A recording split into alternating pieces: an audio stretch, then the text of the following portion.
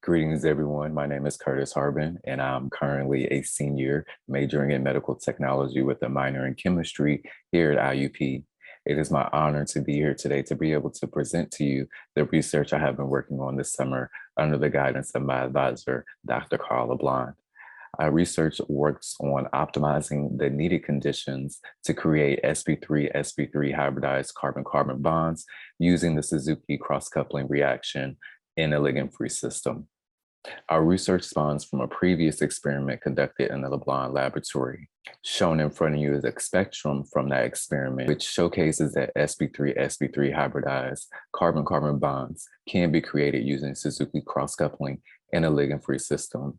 This was confirmed with the production of 76% product, and on peak analysis, it was confirmed at 83% confidence that the product deoxybenzoin was indeed created.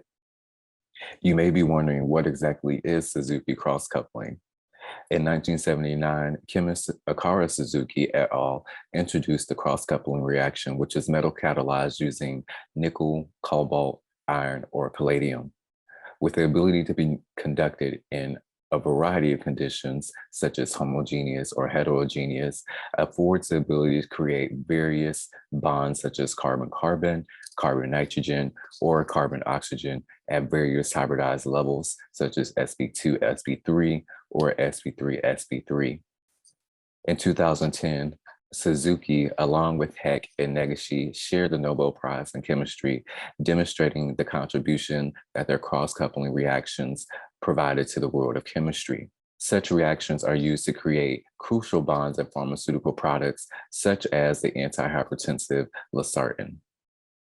Losartan is created using crucial components of the Suzuki reaction, such as a phenoboronic acid, an organohalide, palladium acetate, with 4 equivalents of triphenylphosphine as the metal catalyzed ligand system. And the base used was potassium carbonate, and the solvent system is a mixture of water, tetrahydrofuran, and diethoxymethane.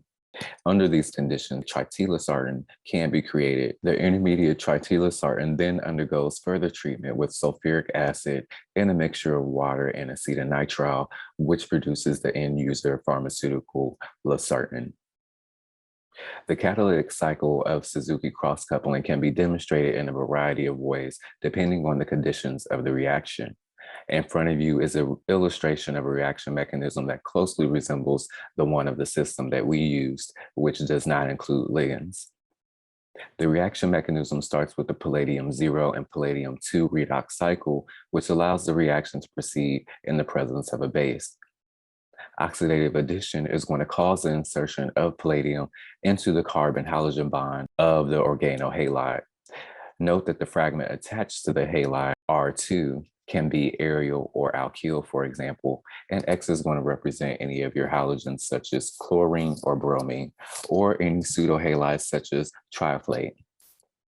A hydroxide or alkoxide base such as sodium terbuoxide removes the halide on the palladium complex while also adding to the organoborane, forming a borate region, which causes it to become more nucleophilic. Transmetallation between the palladium-2 oxide complex and the borate, which was produced again by the reaction of the organoborane and the base, form the intermediate palladium complex of both of the R1 and R2 fragments.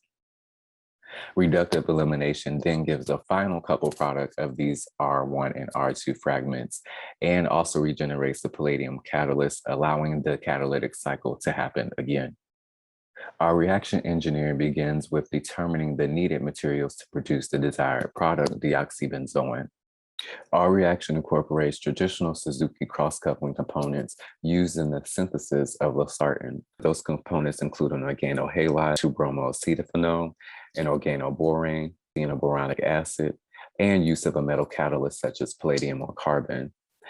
Our other variables in our experiment include a base such as sodium hydroxide, use of a solvent such as dimethoxyethane, and favorable temperatures.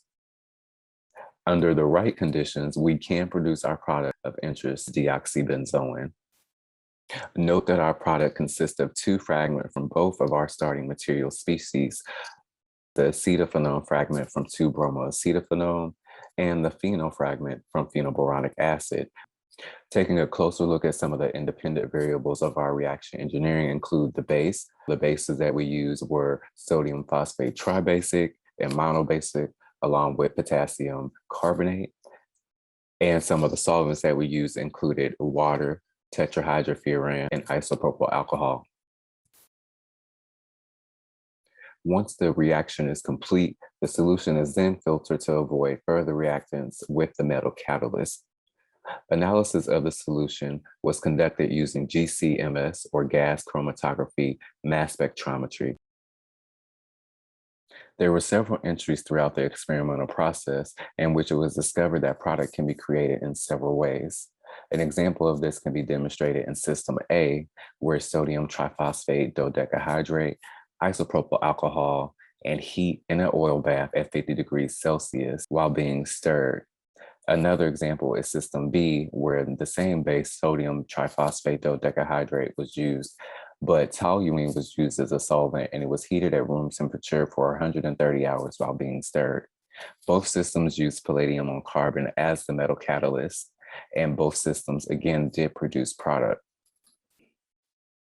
Here is an illustration of some of the products created using System A from entry 3. Notice that peak 11.161 is our product, which was further confirmed on peak analysis, the 90% confidence.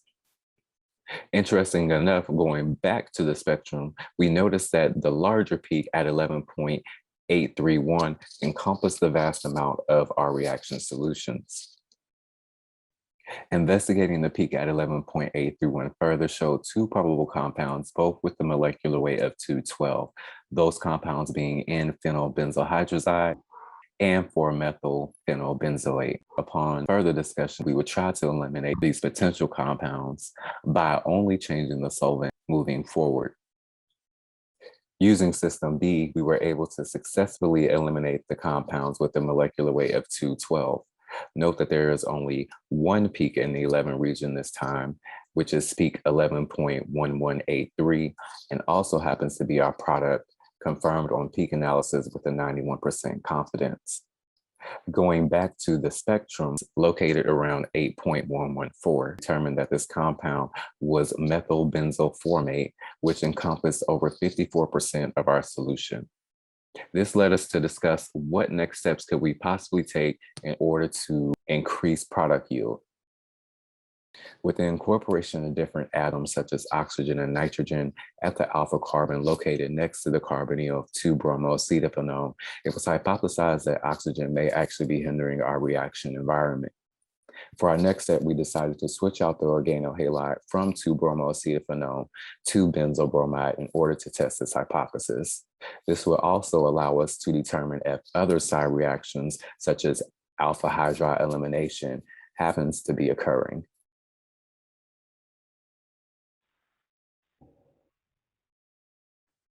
I would like to give a special thank you to my research advisor, Dr. Carl LeBlanc, for accepting me into his lab and also challenging me throughout the year, which only enhanced my skill set and knowledge. I would also like to thank the undergraduate Summer of Opportunities for applying research or USOR program for accepting my abstract and affording me this opportunity to increase my skills and knowledge. I would also like to thank the FAIR Lab for providing chemicals that I needed in order to conduct certain parts of my experiment. And I would also like to give a special thank you to Dr. Justin Fair as well, who encouraged me to not only apply for this opportunity, but also challenged me throughout the year in order to help really push myself. I really enjoyed this research experience this summer. It is definitely going to be one that is unforgettable. And I really appreciate you all taking the time to listen to my research. And I hope you all stay safe, and farewell for now.